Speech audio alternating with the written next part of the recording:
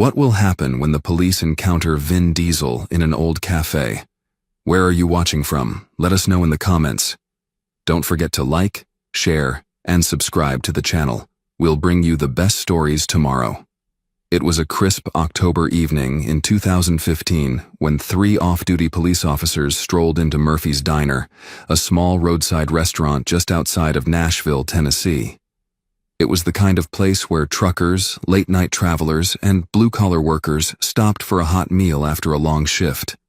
The warm scent of grilled burgers and fresh coffee filled the air, mixing with the quiet hum of an old Johnny Cash song playing from the dusty jukebox in the corner. The 3 officers, Ryan Carter, Mike Lawson, and Eric Walker, were in high spirits, laughing loudly as they scanned the restaurant for a table. They had just finished a long shift and were looking forward to unwinding with a meal and a few laughs. As they made their way toward the counter, Ryan nudged Mike and nodded toward a man sitting alone at a booth near the window. "Hey," Ryan said with a smirk. "Doesn't that guy look familiar?" The man at the booth was dressed simply, a worn gray hoodie, fitted jeans, and a pair of black Timberlands. His muscular frame made it clear he wasn't just any ordinary customer. His shaved head caught the dim glow of the diner's hanging lights, and his deep brown eyes were focused on something in front of him, a leather-bound journal resting on the table. He held a steaming cup of coffee in one hand, his fingers lightly drumming against the ceramic. Mike squinted. "Wait a second. No way." Eric chuckled, shaking his head. "Yeah, that's Vin Diesel." The officers exchanged glances. What was a Hollywood superstar doing here, in a quiet diner in the middle of nowhere? Shouldn't he be in LA, living the high life? "Looks like he's taking a night off from being rich and famous," Ryan muttered. "Or maybe he's just trying to relive his fast and furious days in some small-town diner," Mike joked. They weren't exactly whispering. Vin heard them, but he didn't react. He just glanced up briefly, offered them a polite nod, and went back to flipping through the pages of his journal. That wasn't the response the officers were expecting. Ryan smirked, nudging Mike. "Come on, let's go say hi." The 3 of them casually walked over to his booth. Standing over him, their badges subtly flashing in the dim light, Ryan decided to have a little fun. "Hey, buddy," he said, his voice dripping with amusement. "You planning to street race your way out of here?" Mike chuckled. "Or maybe you're here to audition for the next Tough Guy Sits Alone in a Diner movie?" Eric grinned. "You know, Vin, I always figured you Hollywood types spent your nights in fancy restaurants. Didn't think I'd see you in a place like this." Vin didn't rise to the bait. Instead, he calmly closed his journal, took a slow sip of his coffee, and set the cup down. "Just grabbing a meal," he said, his deep voice steady and unbothered. "Nothing fancy about that." His relaxed demeanor only made the officers more eager to push his buttons. Ryan glanced down at the folded piece of paper beside Vin's journal and picked it up before Vin could stop him. The paper was worn, its edges slightly frayed from being handled so often. The officers expected to see a script, maybe fan mail, but instead they found something that made them pause. It was a child's drawing. Bright, colorful scribbles filled the page, stick figures of a little girl holding hands with a tall, bald man. Another doodle showed the same 2 figures laughing under a tree, and in the corner, written in messy, uneven handwriting, were the words, "Thank you for being my hero, Uncle Vin. Love, Sophia." The diner seemed to grow quieter. The officer's amusement faded. Eric looked at Vin, then back at the drawing. He cleared his throat. This your niece?" Vin didn't answer right away. He carefully took the paper back from Ryan and placed it gently on top of his journal, smoothing out the creases with his fingers. His jaw tightened, but his voice remained calm. "Yeah," he said simply. "She's family." Mike shifted uncomfortably. That's nice. She must think the world of you." Vin nodded, his eyes fixed on the drawing. "Yeah, she does." The 3 officers, who had walked over looking for a laugh, suddenly felt uneasy. They had expected arrogance, or at least some banter, but instead, they had walked into something much deeper. Ryan hesitated. "Listen, man, we didn't mean… we…" Vin looked up, his gaze steady. "It's all good," he said. "Enjoy your meal." And just like that, the conversation was over. The officers backed away, retreating to their own table, their laughter now more subdued. They watched Vin for a moment as he carefully refolded the paper, tucking it inside the journal before taking another sip of his coffee. As the night went on, Vin sat there for a while, lost in thought.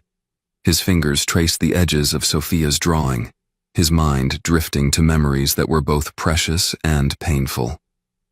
She had given him that drawing 3 years ago, when she was only 6 years old. She had looked up at him with those big, hopeful brown eyes, grinning as she handed it to him. "So you won't forget," she had said, as if he ever could. Vin finished his coffee, left a generous tip on the table, and stood up.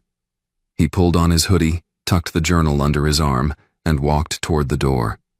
As he stepped outside, the cool Tennessee air hit his face. He took a deep breath, letting the night settle around him. As he walked toward his black Dodge Charger, the folded paper in his pocket felt heavier than ever.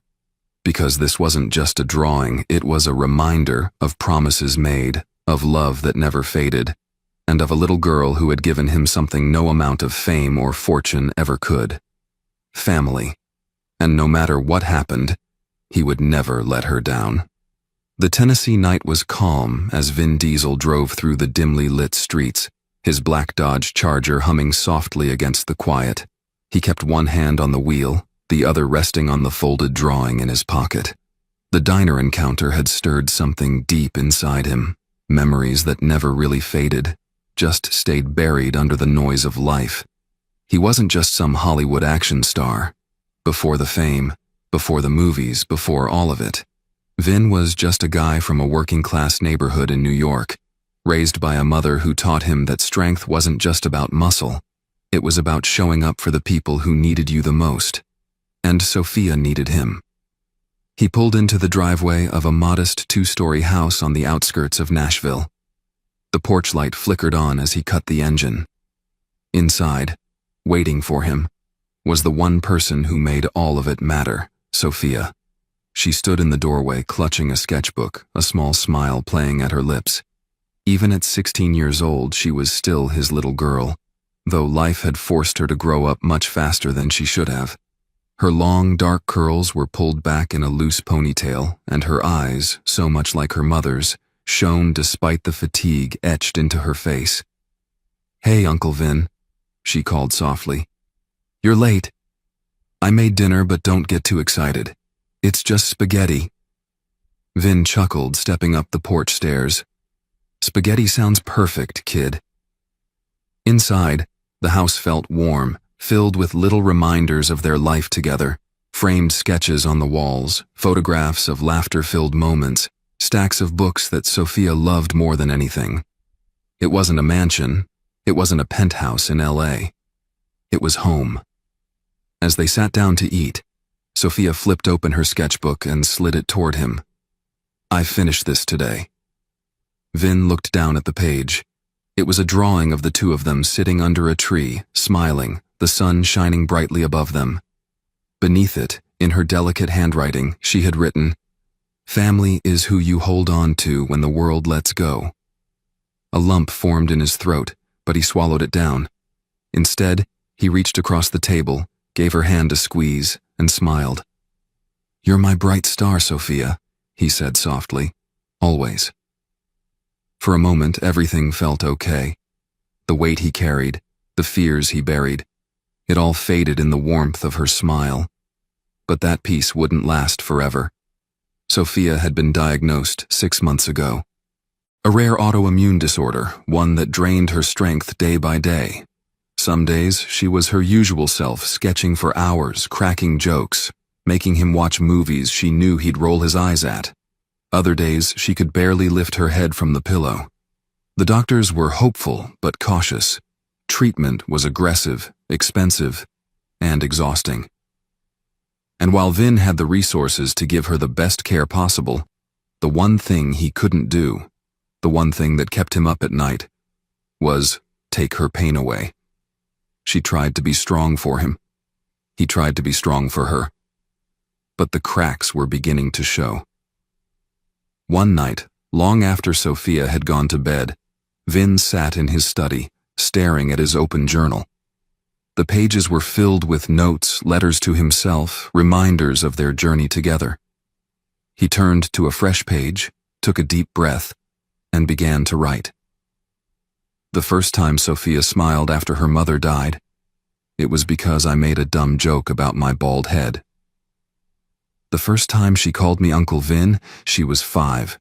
She clung to my leg and refused to let go, even when I had to leave for a movie set. The first time she got sick, she told me not to worry. She was always trying to protect me, even when it should have been the other way around. His grip on the pen tightened. This wasn't a script. This wasn't some Hollywood storyline where everything wrapped up neatly in the end. This was real life, and he had no control over what happened next. A soft knock at the door pulled him from his thoughts. "Uncle Vin?" Sophia's voice was barely above a whisper. "Come in, kid." She stepped inside, the oversized sweater she wore practically swallowing her small frame. Her sketchbook was clutched to her chest. "I couldn't sleep." Vin gestured for her to sit beside him, and she climbed onto the chair, tucking her legs under her. She hesitated, then looked up at him. "I was thinking about Mom tonight." Vin's heart twisted, but he gave her the space to continue. "Do you think she'd be proud of me?" Vin felt his throat tighten. He reached out, brushing a loose strand of hair from her face. "Sophia, your mom would be so proud of you. You're strong, kind, talented, everything she dreamed you'd be." Tears welled in her eyes, but she smiled. "I like to think she's still here, watching over us." Vin nodded. "She is." Sophia hesitated, then opened her sketchbook to a new page. "I started drawing something for you." She handed it to him. Vin looked down and saw a portrait of himself, his face drawn with soft, careful strokes, framed by a halo of light. Beneath it, she had written, "You're my hero." For the first time in years, Vin couldn't hold back his emotions. Tears streamed down his face as he pulled Sophia into a gentle hug. "No," he whispered, his voice breaking. "You're my hero, Sophia." They stayed like that for a long time, the weight of their shared pain and love filling the room. Neither of them knew what the future held, but in that moment, they found solace in each other.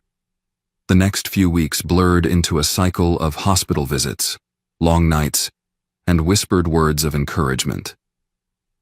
Vin stayed by Sophia's side through every doctor's appointment, every grueling treatment, every moment of doubt and exhaustion.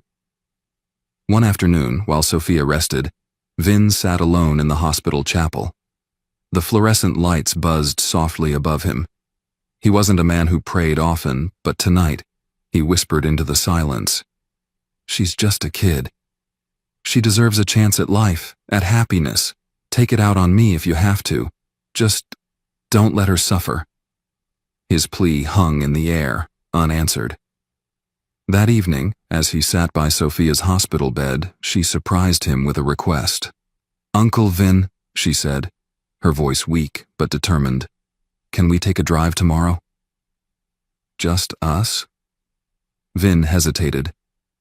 She had been so fragile lately, barely able to sit up for long periods of time. But when he saw the spark of determination in her eyes, he couldn't say no. "Anything you want, kid." The next morning, he helped her into the car, wrapping a blanket around her small frame to shield her from the crisp autumn air. "Where to?" he asked, trying to sound cheerful. Sophia smiled faintly. "Somewhere with a view." And so they drove. Vin Diesel drove with one hand on the wheel, the other resting lightly on the gear shift. The road stretched ahead, winding through the Tennessee hills, bathed in the golden glow of the setting sun. Sophia sat beside him, wrapped in a thick blanket, her head resting against the window. Her breathing was steady but shallow, her body fragile but her spirit unyielding. She had been quiet for most of the ride, staring out at the trees, the valleys, the small houses scattered across the countryside. Vin glanced at her every few minutes, memorizing her silhouette against the fading light. He remembered the first time she rode in his car, her small hands gripping the dashboard, her feet barely touching the floor. She had been 7, full of life, full of curiosity. She had asked 100 questions about the car, the engine, the speed, the horsepower. He had laughed, answering each one, promising her that when she was old enough, he would teach her how to drive. Now she barely had the strength to sit upright. The Charger climbed higher into the hills until Vin spotted a familiar turnoff, a secluded overlook they had visited once years ago. He pulled off the road, parking near the edge.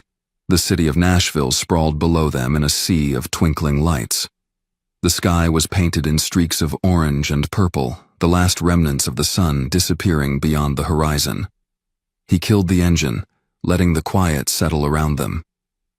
Sophia shifted, her voice barely above a whisper. "I remember this place." Vin nodded, leaning back in his seat. "Figured you would."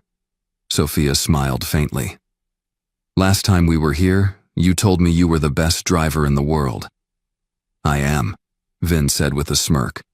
"You almost drove us into a ditch." That was part of the experience.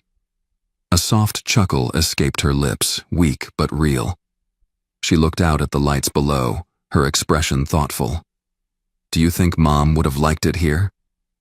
Vin exhaled slowly, his gaze following hers. "Yeah, she would have loved it." Silence stretched between them, not uncomfortable, just full. Sophia's fingers fidgeted with the edge of her blanket.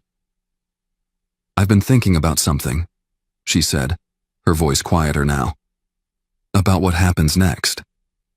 Vin tensed, gripping the steering wheel a little tighter. "You don't have to." "I do." She turned to face him, her eyes steady. "I don't want you to pretend everything is fine when it's not. I don't want you to act like I'm not sick, like this isn't happening." Vin clenched his jaw, staring straight ahead. His chest felt heavy, his heart pounding slow and deep. He had spent his entire life being the strong one, the unshakable one. In movies, in real life, he was always the guy who had the answers, who could take a punch and keep moving. But this was different. This was a fight he couldn't win, no matter how hard he tried.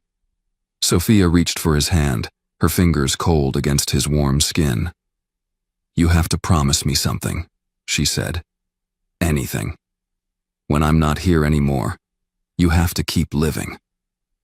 Vin's stomach clenched, his grip on the steering wheel tightening. He shook his head, his throat burning. "Sophia, I mean it." Her voice was firm, stronger than it had been in weeks. "I don't want you to disappear into some movie, into some work, pretending you're fine. I don't want you to shut yourself off from the world." His eyes burned, his breath coming uneven. "Don't talk like that." Sophia squeezed his hand. "Promise me, Uncle Vin." He couldn't answer, couldn't find the words, couldn't force them past the lump in his throat. She sighed, leaning her head back against the seat. "I want you to be happy. I want you to find someone to love. I want you to have a family, a real one. I don't want you to be alone." Vin swallowed hard, the weight of her words pressing against him. He had spent so much of his life taking care of others, making sure everyone else was safe, protected, loved. But the idea of moving forward without her, of waking up in a world where her laughter didn't exist, felt impossible. Sophia's eyes fluttered shut, her breathing slow and even. The exhaustion had caught up to her. Vin watched her for a long time, committing every detail to memory. The way her eyelashes rested against her pale skin. The way her lips curled slightly at the edges, always on the verge of a smile. The way her fingers still clutched his, even in sleep. He sat there in the quiet, listening to her breathing, feeling the cold air settle around them. By the time they made it home, Sophia could barely keep her eyes open. Vin carried her inside, her weight light in his arms, and tucked her into bed. She stirred slightly, her eyes opening just enough to look at him. "Thank you," she murmured. "For what?" "For today, for everything." Vin forced a smile. "Get some sleep, kid. We've got more adventures to plan." She gave him one last small smile before her eyes drifted shut. Vin stayed beside her long after she had fallen asleep, watching the slow rise and fall of her chest. He had never been afraid of anything in his life. Not stunts, not fights, not impossible odds. But this scared him more than anything ever had. The days that followed blurred together. Hospital visits, late nights, quiet moments filled with unspoken words. Sophia was fading, and there was nothing he could do to stop it. One evening, as a storm raged outside, Sophia asked Vin to bring her sketchbook. She was too weak to sit up, but she held the pencil with determination, her hand trembling as she drew. Vin sat beside her, watching. "What are you working on?" She smiled faintly. "A surprise for you." She finished slowly, pushing the book toward him with tired fingers. Vin looked down at the page. It was a drawing of the two of them standing beneath a cherry blossom tree, the sun shining above them. Beneath it she had written, "Thank you for being my light when everything felt dark." Vin's hands trembled as he traced the drawing, his vision blurred by tears. He looked at her, his heart breaking. "Sophia." She gave him a small, sleepy smile. "Don't forget me, okay?"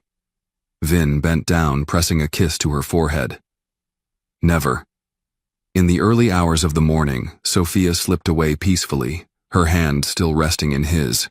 Vin held her long after she was gone. In the days that followed, the house felt emptier than it ever had. The silence was unbearable, but as he flipped through her sketchbook, through the drawings, the memories, the life she had left behind, he felt her presence everywhere. He knew he had to keep his promise. Months later, standing in a quiet meadow outside of Nashville, Vin placed a small plaque beneath a cherry blossom tree. "Family is who you hold on to when the world lets go." The wind carried petals through the air, the sun warm against his skin. He closed his eyes, a quiet smile touching his lips. Sophia was gone, but her light would never fade. A racist police officer with a smug smile swung his baton at Vin Diesel. But what happened next was beyond belief. Seconds later, the officer realized he had messed with the wrong man. The late afternoon sun stretched golden rays over Sunset Park in Santa Fe, New Mexico. Oak and sycamore trees lined the pathways, their canopies filtering the light into flickering shadows on the pavement. The air carried the distant laughter of children playing near the swings, the rhythmic footfalls of joggers, and the chatter of families enjoying the last warm hours of the day. Amidst the weekend crowd, one man sat apart from the rest. He occupied a weathered wooden bench beneath a towering sycamore tree, his posture easy, relaxed but firm. Vin Diesel wasn't a man who needed attention, nor did he seek it. He sat still, unmoving. Only the slow, deliberate motion of his hand scattering birdseed onto the ground broke the stillness. A small bag of seeds rested in his lap, his fingers moving with the ease of habit, as pigeons pecked at the grains at his feet. His hands were rough, calloused from years of work and discipline, yet they moved with an undeniable grace, as if feeding the birds was less an act of kindness and more a ritual long ingrained. He wore simple, faded denim jeans, a plain brown t-shirt stretched across his broad chest, a leather belt with a silver buckle dulled by time. A well-worn cowboy hat shielded his face from the sun, casting a shadow over sharp, weathered features. A neatly trimmed beard, streaked with gray, framed his face, a face that bore the weight of experience, of battles fought and won, of lessons learned in silence. For a man who had spent his life in motion, training, fighting, teaching, stillness had never come easily. Yet here, in the quiet of the park, He found a rare sense of peace. Then came the sound. Heavy boots striking pavement. The rhythm was deliberate, measured, carrying the weight of authority. The presence that followed refused to be ignored. The footsteps grew closer until the man behind them emerged into view. Sergeant Mitch Riggs of the Santa Fe Police Department walked with the controlled precision of a man who expected the world to make way for him. His uniform was immaculate. Deep navy fabric stretched across broad shoulders. His mirrored sunglasses reflecting the park in cold, impersonal fragments. His utility belt was a statement of power. Baton, cuffs, radio, taser, service weapon. Each item polished, each placed with meticulous care. Everything about him was calculated.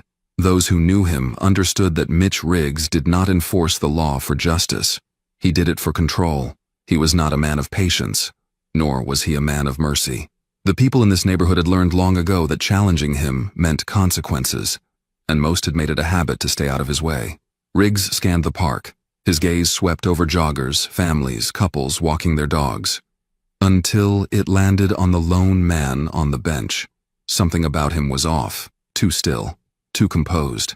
He wasn't a jogger catching his breath. He wasn't a father keeping watch over his children. He was just sitting there. Riggs's lip curled slightly. He had seen men like this before. Old relics who acted like the world owed them space. Men who disregarded rules and convinced themselves that the limits imposed on others simply didn't apply to them. To Riggs, there was no justifiable reason for someone to sit alone in a public park for this long. A man who wasn't working, jogging, or contributing something tangible to society was simply occupying space.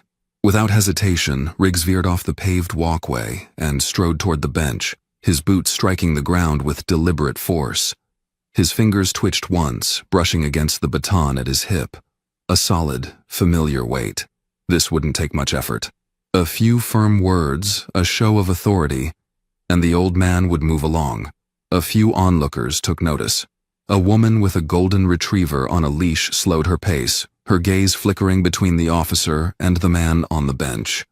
Not far off, a group of young men near a picnic table exchanged knowing glances. They had seen Sergeant Riggs in action before. They knew what happened when someone didn't comply quickly enough. Riggs came to a stop in front of the bench, his shadow stretching long over Vin Diesel. His stance was wide, his hands resting on his belt in a manner that demanded acknowledgement. Yet, Vin remained still. The pigeons continued pecking at scattered seeds, undisturbed by the officer looming over them. The wind stirred the leaves above, carrying the scent of freshly cut grass and warm pavement. Riggs exhaled sharply through his nose. Irritation flickered beneath his calm exterior. This was the moment when most people looked up, read the situation, and reacted accordingly. But Vin Diesel did not move. He did not glance up. He did not acknowledge the officer's presence. His hands remained steady, releasing another handful of birdseed onto the pavement. The pigeons fluttered, cooing softly, utterly indifferent to the rising tension. A flicker of something unfamiliar passed through Riggs' mind. Not quite confusion, not quite hesitation, something else. Something he couldn't quite name.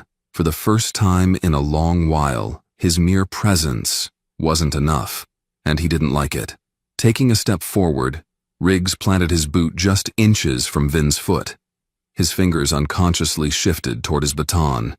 He had no patience for defiance, especially not from a man who thought he could just sit there and ignore the law.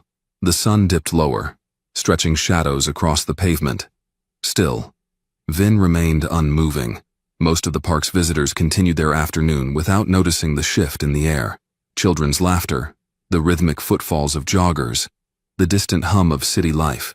It all continued as before. Yet in the small pocket of space surrounding the bench, the air thickened, charged, like the moments before a storm.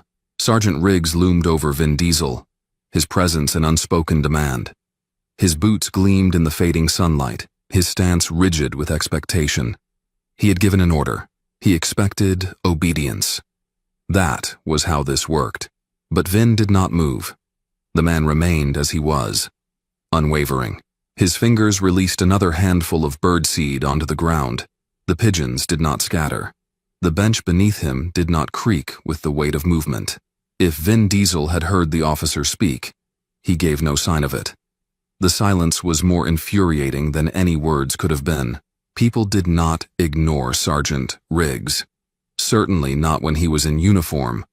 Certainly not when he stood his ground with his feet planted, his presence unmistakable.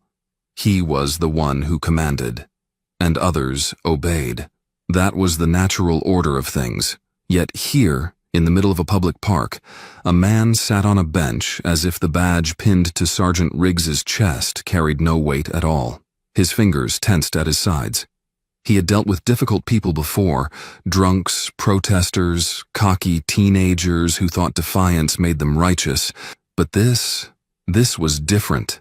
There was something unsettling in the way Vin remained still, not as an act of rebellion, but as if the officer simply wasn't worth acknowledging. A flicker of unease surfaced in Riggs's mind, but he shoved it down. Words had their limits. Actions did not. With a sharp motion, he swung his baton down against the wooden bench, just inches from Vin's leg. The crack of impact split the air. A few startled birds flapped into the sky. A handful of parkgoers glanced over. Their interest was fleeting. And Vin Diesel? He did not so much as flinch. Sergeant Mitch Riggs tightened his grip on the baton, his jaw clenching as frustration built inside him. He wasn't used to this. He wasn't used to being ignored, especially not by some aging man sitting on a park bench as if he were untouchable. The crack of the baton against the wood should have startled him, should have made him flinch, should have at least drawn his eyes upward, but Vin Diesel remained unmoved. He simply tossed another handful of birdseed onto the pavement. The pigeons fluttering around his feet, unconcerned by the rising tension between the two men. The lack of reaction set something off inside Riggs. His entire career had been built on control. He controlled the streets, the suspects, the reports, the narratives. He spoke, and people listened.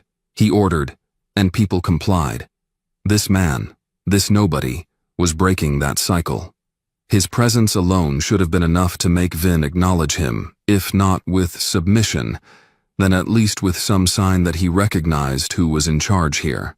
But the stillness of the old man, the unwavering composure, made Riggs feel something he didn't like. It wasn't just defiance, it was dismissal. And that was worse.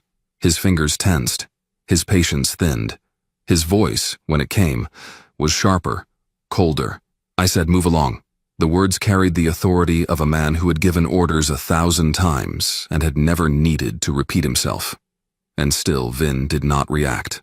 No movement, no shift in posture, no glance upward. Just the steady rhythm of his hands reaching into the bag of birdseed and scattering it onto the ground. Riggs felt heat crawl up the back of his neck. The rigidity of his stance made his shoulders ache, his grip on the baton tightening until his knuckles whitened. A flicker of motion, a subtle shift.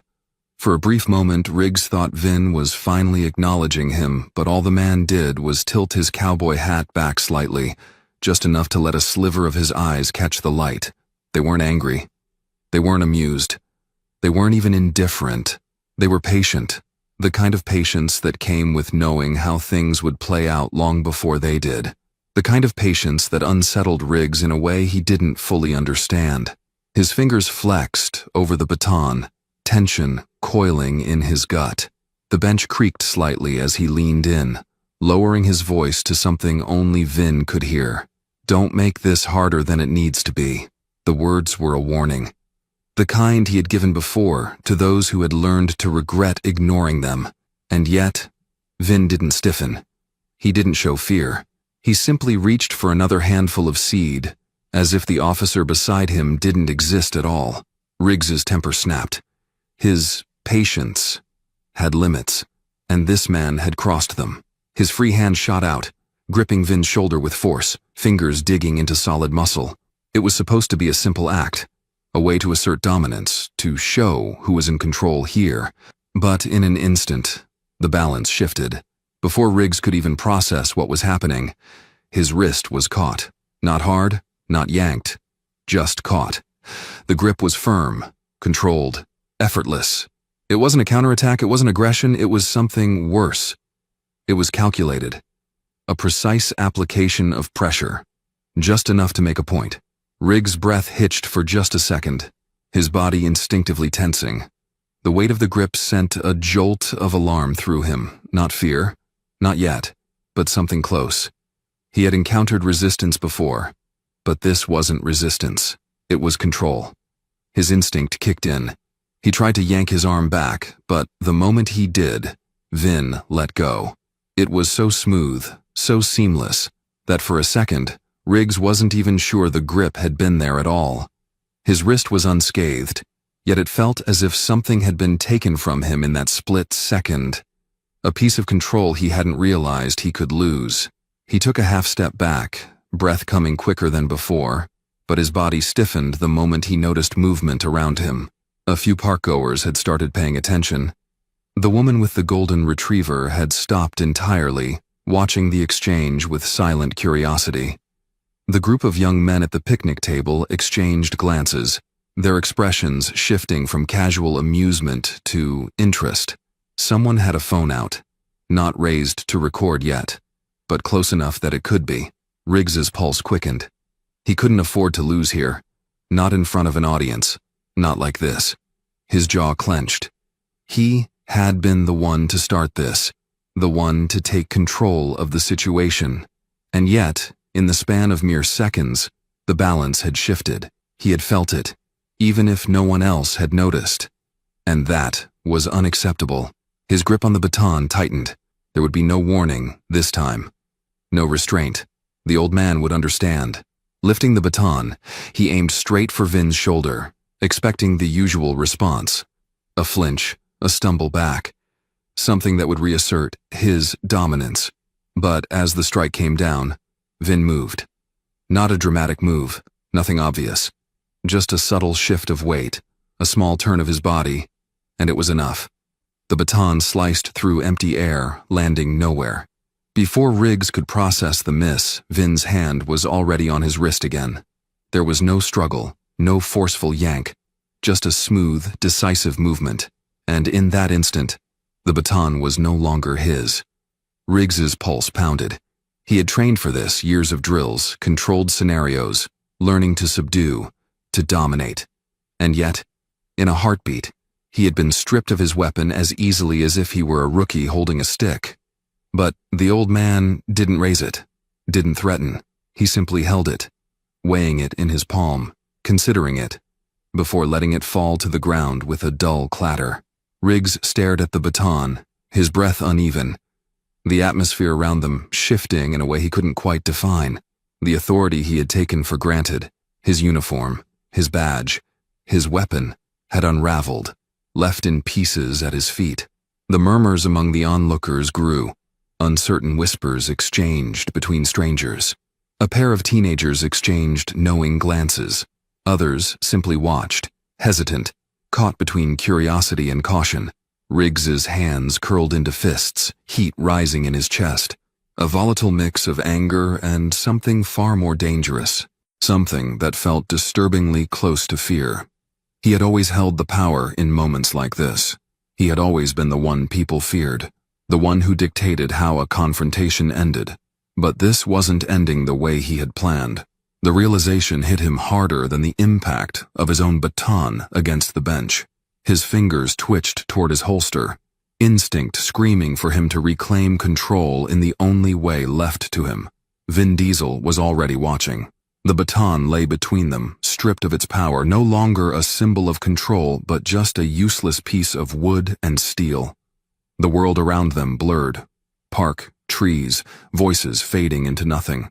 All that remained was the sun, hot against Riggs' skin, the sound of his own breath and those relentless, watchful eyes staring back at him with the same quiet patience as before. A voice inside him whispered, "Don't do it." But pride was a dangerous thing. His fingers tightened around the grip of his gun, the cool weight of it grounding him, the final authority, the last word in any confrontation. In one swift, practiced motion, he pulled the weapon free, and then everything shifted. Riggs barely registered the weight of the gun in his hand before everything changed. He had been in tense situations before, moments where instincts took over, where a firearm was the final say in any confrontation. But this wasn't like those times. He had faced belligerent drunks, cornered criminals, and men with nothing left to lose. Yet here he was, standing in the middle of a public park, a weapon drawn, and the man in front of him didn't react the way he expected. Vin Diesel didn't stiffen. He didn't flinch. He didn't make a sudden move that Riggs could justify as a threat. He simply stood there, hands loose at his sides, his posture unchanged. His eyes, however, sharpened, not in fear, not in anger, but in something that made the air between them feel heavier. It was as if he had already seen this moment play out, as if he knew the ending before it had even begun. The weight of that realization pressed against Riggs's chest, making his breath shallow. The murmurs in the crowd grew louder, voices blending into a dull hum. Someone gasped. A low curse rumbled from the back of the gathering. People had stopped mid-step, conversations fading, their focus now entirely on the scene unfolding before them. More phones were out, some recording, others held at the ready. The weight of countless eyes bore down on him, and for the first time in his career, Riggs felt exposed. Not in control, not dominant. Exposed. His grip on the gun tightened, but a bead of sweat trickled down his back. The world had gone silent. The distant hum of traffic, the chatter of parkgoers. It all faded into the background. There was only the heat of the sun, the cool steel of the weapon in his hand, and Vin Diesel's unwavering gaze. The stillness was suffocating, stretching time unbearably. His own breath sounded too loud, not too ragged. Then Vin moved. It wasn't dramatic. It wasn't rushed. It was smooth, controlled, deliberate. In an instant, his hand was on Riggs's wrist. No pain, no violent struggle, just a shift, precise and effortless. And then the gun was no longer his. Riggs' fingers curled around empty air, his body failing to register what had just happened. It had been stripped from him, removed so efficiently that his mind scrambled to understand. His breath caught in his throat. His pulse hammered. The murmur of the crowd swelled into something else entirely, a ripple of disbelief, recognition, something unspoken, yet undeniable. Someone whispered, "Did you see that?" Another muttered, "Holy hell." The weight of it all settled over Riggs like a crushing wave. His badge, his gun, his authority. It had all been taken, unraveled in seconds. Vin examined the weapon in his hands, his expression unreadable. He turned it over, weighing it carefully, then, with the same deliberate patience as before, he crouched down and set it on the ground next to the fallen baton. Then he straightened, meeting Riggs's eyes again, saying nothing, because there was nothing left to say. Riggs swallowed hard, his throat dry, his body stiff. He had lost. And it wasn't just the loss of a fight or a struggle for dominance. It was something deeper. He had been outmatched without a single strike, outmaneuvered without a single show of aggression. And worst of all, people had seen it. It was captured. It was recorded. His hands curled into fists at his sides, heat creeping up his neck, shame and anger twisting into something almost unbearable. He knew he should walk away. He knew this wasn't a battle he could reclaim, not now, not in front of all these witnesses. But pride was a stubborn, dangerous thing. It clawed at him, urging him to do something, to take back control. And then, as if answering some desperate, silent plea, he spotted two officers pushing through the crowd, their expressions tight with confusion and alertness. Relief surged through him. This was his chance. His moment to take command again. With a sharp inhale, he squared his shoulders, forcing steadiness into his stance, ignoring the tremor in his fingers. He turned to face them. Before they could speak, before they could ask questions, he thrust a rigid finger in Vin Diesel's direction. "He assaulted an officer," he barked, his voice sharp, unwavering. "I want him in cuffs. Now." For a beat, the officers hesitated. They had seen something, maybe not everything, but enough to know the situation wasn't as clear-cut as Riggs wanted it to be. Their eyes flicked between him and Vin, reading the body language, sensing the unspoken weight in the air. Then one of them, an older officer with graying temples, stiffened.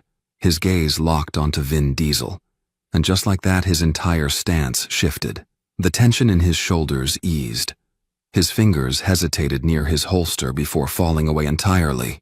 His eyes, sharp with authority, now carried something else. Recognition. He knew exactly who Vin Diesel was.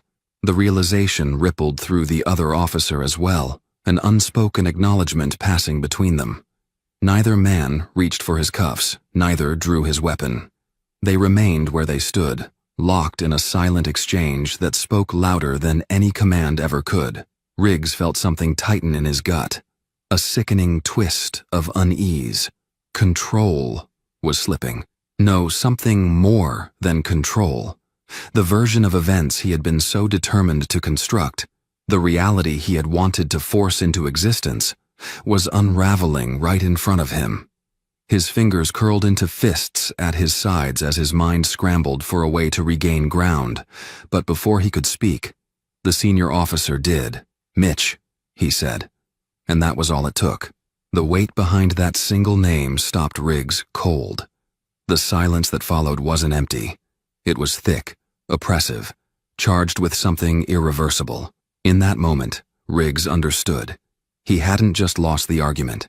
He hadn't just lost control of the scene. He had lost something far greater, and as that knowledge settled over him, as the unspoken judgment of his peers closed in like an invisible tide, the last remnants of his confidence fractured. Vin Diesel had never needed to throw a punch. The truth had done all the damage necessary. A hush settled over the park, not the quiet of absence, but of something far heavier, a finality that hung in the air like the last note of a funeral bell. The tension that had once crackled between them had shifted, transforming into something else entirely. The senior officer exhaled slowly, his face unreadable. Then, after a long, heavy pause, he spoke again. "Give me your badge." The words landed like a punch to the gut. Riggs felt his stomach lurch, heat prickling under his skin. His breath caught somewhere between his ribs. That badge wasn't just metal and leather. It was everything. His identity, his purpose. Without it, what was left? His hands twitched at his sides. "This isn't necessary," he muttered, but the usual edge in his voice was gone. The senior officer's expression remained unchanged. "Badge and gun." It wasn't a request, it wasn't up for debate. The finality in those words sent another wave of humiliation burning through Riggs's body. His fingers felt heavy, stiff, as he reached up to unpin the badge from his chest. For years, it had been his armor, a symbol of authority, a shield against the world. But today, it had failed him. Or maybe he had failed it. The moment it left his hands, something inside him cracked. By the time he stepped out of the park, the world felt different, as if it had quietly reshaped itself in his absence. The uniform he wore no longer carried the same weight. Without the badge, without the gun, it was nothing more than fabric, just another set of clothes draped over a man who had lost everything. Behind him, Sunset Park continued, as if nothing had happened. The moment had passed. The world had moved on. And at the center of it all, Vin Diesel remained exactly where he had been. Unchanged, unaffected, a man who had never needed power to prove himself. The crowd, once uncertain, now looked at him differently. It wasn't just respect.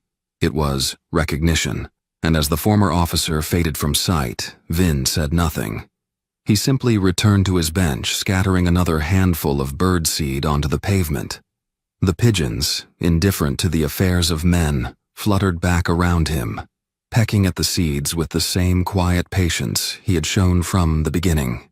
It was over, and as it always had been, justice had spoken. Police slam black man's son to the ground, unaware he's a Vietnam War veteran. A father had long buried the ghosts of his past. Malcolm Hayes had hidden away the man he used to be. the specter of a Vietnam War operative who once spread fear across battlefields on distant continents. He had traded darkness for light, bloodshed for bedtime stories, all for the sake of his son, David. For years, he had lived in peace, his hands no longer weapons, his instincts softened by the warmth of fatherhood. Until two officers crossed the line, a reckless act of brutality against a 12-year-old boy, a sneer from men who wore their badges like shields, believing themselves untouchable. "You're nothing," they told him. They were wrong, unforgivably wrong. Now the soldier walks once more, silent, precise, and merciless. Corrupt officials scramble to suppress the fallout, unaware that their worst nightmare has already begun, because no one truly understands violence until they provoke a man who has mastered it, one who had chosen to walk away, until they leave him no choice but to return. Before we get back to the topic, I'd love to know where you're watching from today. And if you're enjoying these stories, make sure to subscribe to the channel, because tomorrow's special episode is one you definitely don't want to miss. Malcolm Hayes had lived many lives. At 52, he had fought battles in the unforgiving jungles of Vietnam, seen death in countless forms, and endured things no man should ever have to. He had survived ambushes, lost brothers in arms, and witnessed horrors that still haunted his sleep. But those days were behind him now. The rifle was long put away, replaced by a wrench and oil-stained hands. His combat boots, once covered in mud and blood, were now swapped for steel-toed work boots, and his battlefield was no longer a foreign jungle, but the small auto repair shop he had built with his own hands on the outskirts of Atlanta, Georgia. His world now revolved around his 12-year-old son, David Hayes. Malcolm had spent years building a stable life for him, one far removed from the violence and chaos he had once known. Their home was modest, not the largest or fanciest in the neighborhood, but filled with warmth and love. Every morning, Malcolm made breakfast, packed David's lunch, and made sure his boy left for school with his head held high. He taught David discipline, respect, and most of all, resilience. A man is measured by how he stands when the world tries to knock him down, Malcolm would tell him. Though Malcolm had fought wars for his country, his greatest battle had always been ensuring his son would never have to endure the same struggles he did. That summer evening was like any other. The air was warm, filled with the sounds of children laughing, basketballs bouncing on the pavement, and the occasional hum of cars rolling by. Malcolm sat in his garage, wiping grease from his hands after fixing a transmission. The familiar rhythm of his son dribbling a basketball echoed from the driveway as David practiced his shots on the hoop Malcolm had set up for him. It was their little ritual. Malcolm working on cars while David played outside, their worlds peaceful, predictable. The ball slipped from David's hands, bounced off the edge of the driveway, and rolled down the street.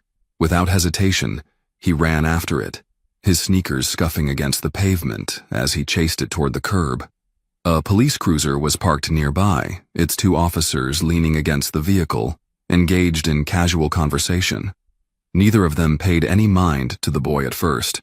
But as David stepped closer to retrieve his ball, Officer Reynolds, a stocky man with a buzz cut, straightened up. His eyes narrowed. "Hey!" Reynolds barked. David froze, confused, his hands inches from the ball. "What are you doing?" Reynolds demanded, already stepping toward him. David blinked.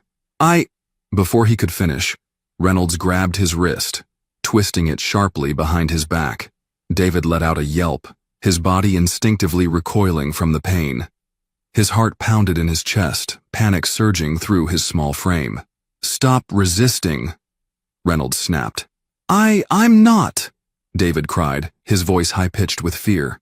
Officer Blake, taller and leaner, joined in, moving to assist Reynolds.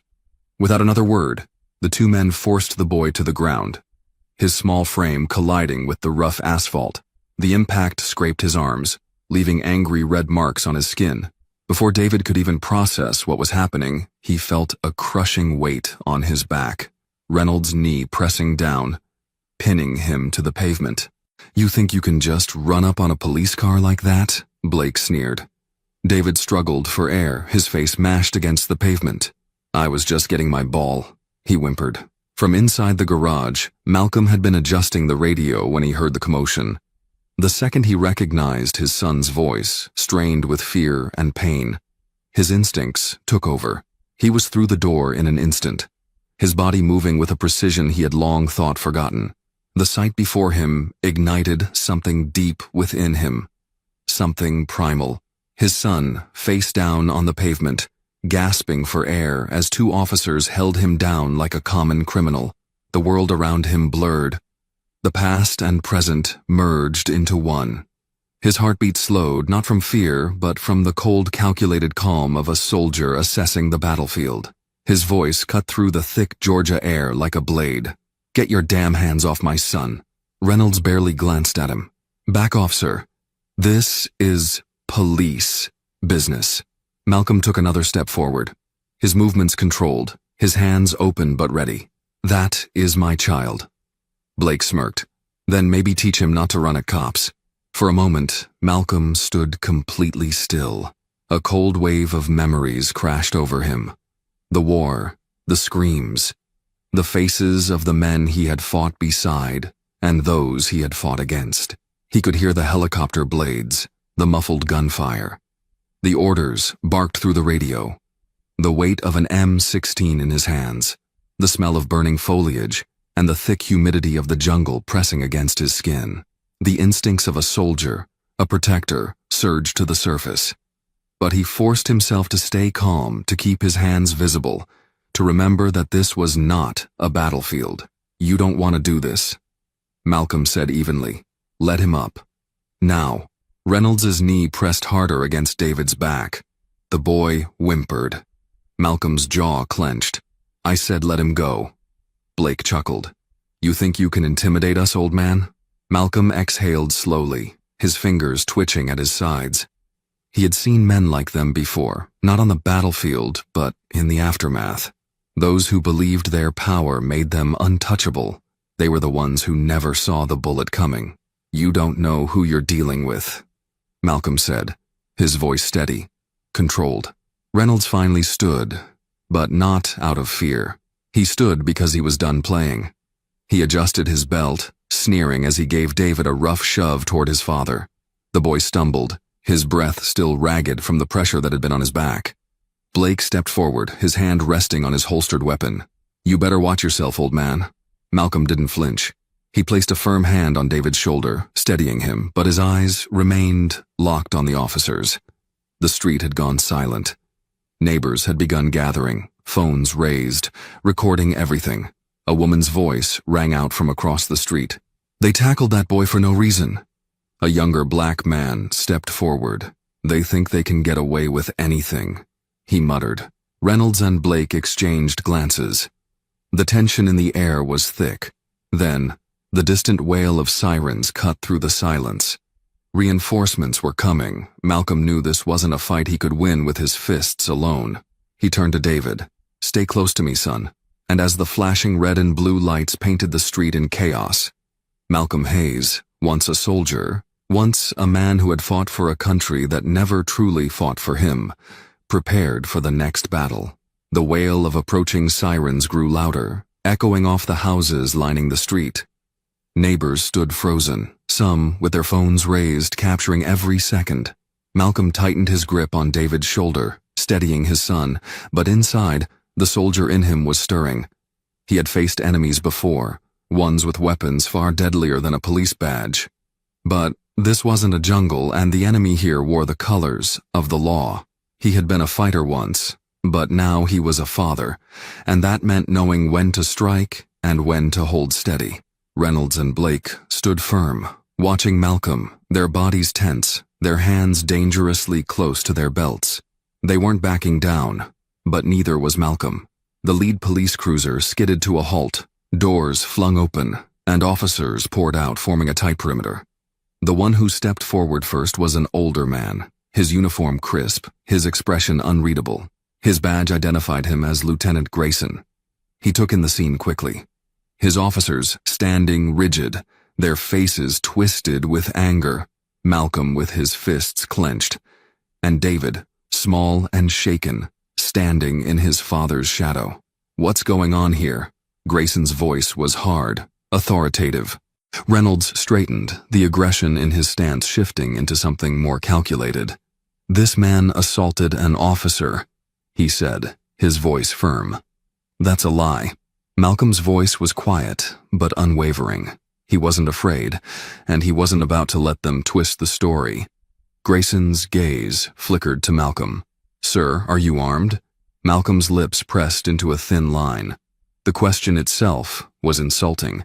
He knew the implication: a black man, built like him, facing off against police. Of course, they thought he had a weapon. "No," Malcolm said, lifting his hand slightly. "I was fixing a car in my garage before your boys decided to slam my son into the pavement." His voice held steady, but the weight behind his words was undeniable. Grayson turned to David, who was still holding his side where Reynolds had pressed his knee. "Is that true, son?" David swallowed hard, nodding. "I was just getting my ball," he said, his voice barely above a whisper. "They grabbed me. I didn't do anything wrong." Grayson's jaw tightened.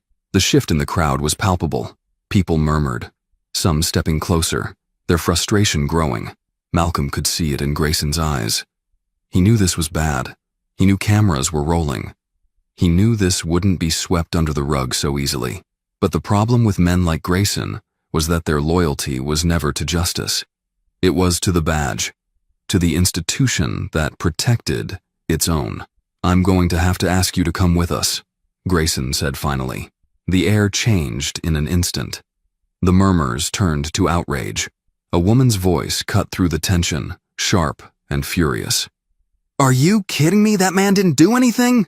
A younger man stepped forward, his phone raised high. "Yeah, arrest the cops, not the father protecting his kid." Malcolm took a deep breath. He had expected this. He knew how the system worked. If he fought, it would escalate, and he couldn't afford that. David needed him. "Call your uncle," Malcolm murmured to David. "Tell him what happened." David hesitated, gripping Malcolm's sleeve. "But—" "Do it, son." David's eyes shone with uncertainty, but he nodded, stepping back slightly as he reached for his phone. Two officers moved forward, their hands reaching for Malcolm's arms. He didn't resist as they pulled his hands behind his back, the cold bite of metal cuffs snapping into place around his wrists. The familiar sensation sent a chill down his spine, not because he was afraid, but because he had been here before. Detained, restrained, stripped of power by men who never saw him as their equal. Reynolds smirked, his pride swelling as Malcolm was led toward the police cruiser. He thought he had won, but Malcolm had seen real war. And this was just the beginning. The crowd was restless, their voices rising in anger. But Malcolm didn't look back. He kept his head high as they placed him in the back of the squad car. Through the window, he saw David standing in the middle of the street, gripping his phone tightly. His boy looked small, but Malcolm knew better. David was strong. He had raised him that way. The car started moving, taking Malcolm away from his home. But he wasn't worried. He had faced worse odds before. And this time, he wasn't fighting alone. Inside the police station, the cold fluorescent lights buzzed overhead, casting a harsh glow over the room. Malcolm sat in the interrogation room, his wrists still cuffed, the metal biting into his skin. The air smelled of stale coffee and disinfectant. The two-way mirror on the wall reflected his own tired face back at him. But his eyes remained sharp. He had been through too much in his life to be rattled by this. The door creaked open, and Grayson stepped inside. His expression unreadable. He carried a manila folder in one hand, setting it down on the table before taking a seat across from Malcolm. "You've got a record," Grayson said, flipping through the file. "Served in Vietnam, highly decorated, special forces." He glanced up. Hell of a service history. Malcolm said nothing. Grayson leaned back in his chair. "Look, I get it. You're a father protecting your kid, but you attacked two officers." Malcolm let out a dry laugh. "Attacked? I stopped them from hurting my son." Grayson sighed, rubbing his temples. "You're not making this easy, Hayes." "Wasn't aware it was my job to." There was a long silence. Then the door opened again, and another officer leaned in, whispering something to Grayson. His jaw tightened. His eyes flickered toward the mirror. Malcolm knew what was happening. The pressure was mounting. The videos were spreading. The station was probably flooded with calls demanding his release. They wanted this to go away, but they didn't know how to handle it. Grayson turned back to him. "You're lucky," he muttered. "You've got people raising hell for you outside." Malcolm lifted his chin. "That's not luck. That's justice trying to catch up." Grayson sighed heavily, standing up. He looked like a man caught between duty and damage control. "You'll be released soon, but this isn't over," he warned. Malcolm smirked. "No, it's not." The officer who had whispered to Grayson stepped inside and unlocked the cuffs. Malcolm flexed his fingers as the metal slipped away, rolling his shoulders as he stood. Minutes later, he stepped out into the cool night air, greeted by the sight of a crowd still gathered outside the station. Reporters, activists, neighbors. They were all there. At the front of the crowd stood David, his uncle beside him, his eyes filled with something Malcolm recognized: pride. Malcolm took a deep breath. He wasn't just fighting for himself anymore. He was fighting for his son, for the community that refused to stay silent. This battle was far from over, and Malcolm Hayes was ready for war. Stepping out of the police station, Malcolm Hayes was met with a wall of flashing lights and raised voices. Reporters shouted questions, microphones stretched toward him, but he ignored them. His eyes went straight to David, standing at the front of the crowd, his uncle's hand resting on his shoulder. The boy looked relieved, but Malcolm could see it in his son's eyes. He had been changed by this. There was anger there, confusion, a deep sense of injustice that no 12-year-old should ever have to experience. Malcolm had tried to shield him from this world, to give him the kind of life he had fought for, bled for, but the fight had found them anyway. David ran toward him, and Malcolm crouched, pulling his son into a firm embrace. "You okay?" Malcolm murmured, feeling the boy nod against his chest. "Yeah," David whispered, but there was something hard in his voice. Something different. Malcolm pulled back, searching his son's face. "We're going home," he said firmly, standing to face the reporters. They wanted statements, but Malcolm wasn't about to let them twist his words into something they could sell. He placed a hand on David's back and started walking, his presence alone parting the crowd. At home, the house felt different. The weight of what had happened lingered in the air, settling in the spaces between them. David sat on the couch, staring at the floor, his hands clenched. Malcolm knew that look. He had worn it himself as a young man. The first time he realized the world didn't see him the way he saw himself. The first time he realized that no matter what he did, what he achieved, there would always be people who saw him as less. "What happens now?" David finally asked, his voice small but steady. Malcolm exhaled, rubbing his hands together. "We keep moving forward," he said simply. David's eyes flicked up. "They hurt me," he said, his voice trembling. But there was anger there too. "They threw me down like I was nothing." Malcolm sat beside him. "You are not nothing," he said firmly.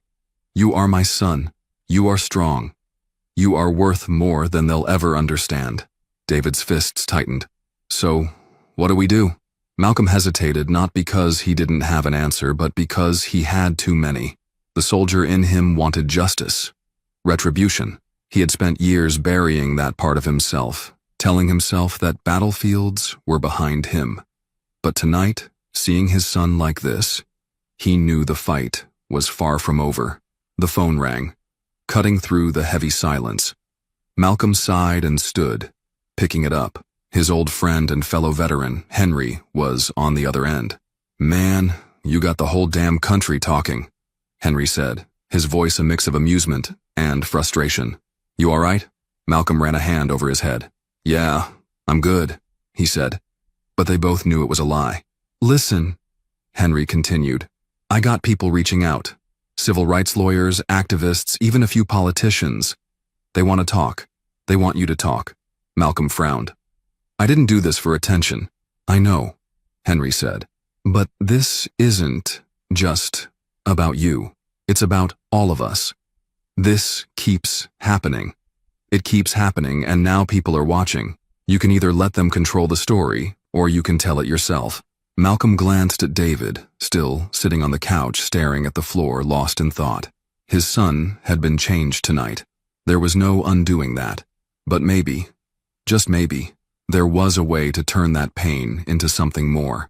The next morning, Malcolm woke to the sound of his phone buzzing non-stop. News outlets were running the footage of his arrest on every major network. Social media was flooded with videos of the incident, with people demanding action.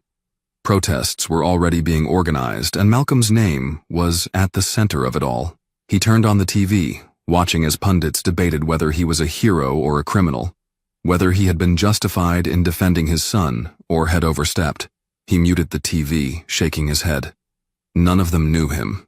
None of them knew what it felt like to see their child treated like a threat simply for existing. David walked in, rubbing his eyes, and saw the footage on the screen. He watched silently for a moment before speaking. "They're scared of you," he said softly. Malcolm turned to him. "No," he corrected. "They're scared of the truth." By noon, Malcolm had made up his mind. He agreed to meet with one of the civil rights attorneys Henry had mentioned.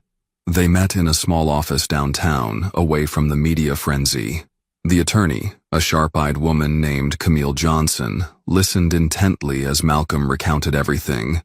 When he finished, she sat back, nodding. "You have a case," she said. "We can take this to court. File a civil suit. Push for disciplinary action against the officers." Malcolm exhaled. He had spent years trying to stay under the radar, trying to live quietly. But they had come for his son. They had forced his hand.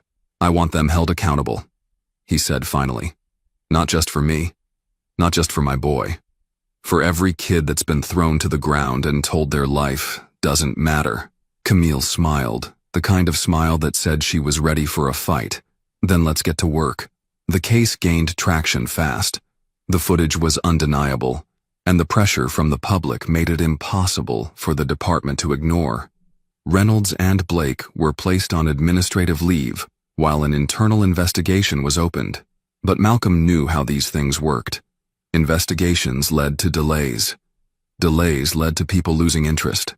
And then, nothing changed. So he kept pushing. He spoke at rallies, telling his story, telling David's story. He met with community leaders, with other families who had faced the same injustice. The more he spoke, the more people listened. Weeks passed, and the movement grew. The protests outside the police station swelled. The department was forced to respond. Charges were filed against Reynolds for excessive force. Blake resigned before they could do the same to him. It wasn't enough. Not yet. But it was a start. One evening, as Malcolm and David walked home from another meeting, David looked up at his father. "Are you tired?" he asked. Malcolm chuckled. "Always." David was quiet for a moment before he spoke again. "I'm glad you fought back." Malcolm stopped walking, looking down at his son. "I'll always fight for you," he said. David nodded. "I know." As they reached the front door, Malcolm looked out at the world beyond, at the battles still left to fight. He had spent years trying to outrun war, but he understood now that some wars followed you home. The difference was this time, he wasn't fighting alone. The fight wasn't over, but neither was he.